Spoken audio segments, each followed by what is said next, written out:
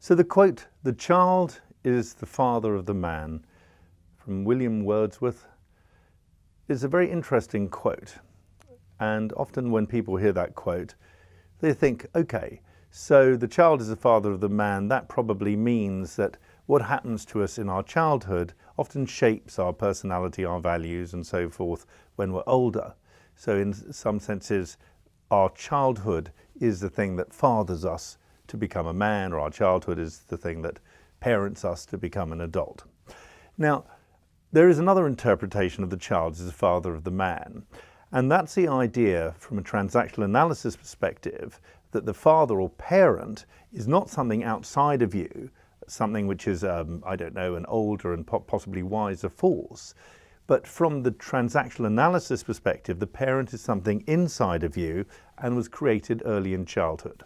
Good example of this is, often I've seen this, I'm sure many people have seen or can imagine this. So you see a child holding a little doll, and the child says, naughty dolly, smack little dolly, naughty dolly.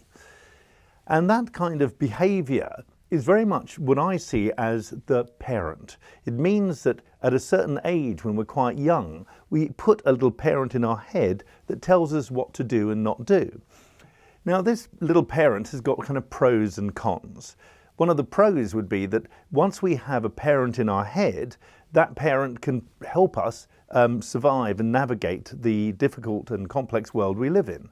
So as humans, we're told by our parents to look both ways before crossing, and that enables us to firstly hear the words, look both ways, and then that goes into our sort of system, into, if you like, our neurology, and it then just feels bad when we hit a road, so we have to look both ways, and then we feel relaxed, and then we can cross.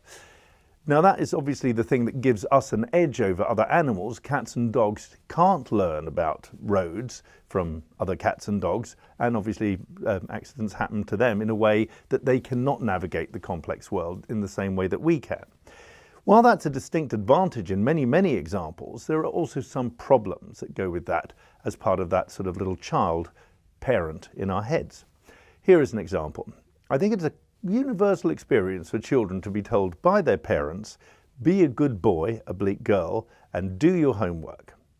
The little child hears this, be a good boy, oblique girl, do your homework, but sometimes we get confused, we get kind of misinterpret the message. And the little child could hear, if you don't work hard, you're a bad person.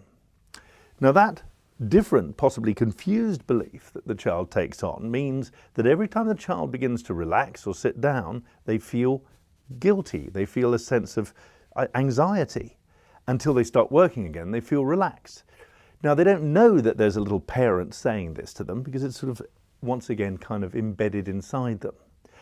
And I think that that is the kind of key point about TA and psychology, is the child is the father of the man, means that we have a little child parent in our head that we think is wise, but actually sometimes the things it's saying to us is not that wise.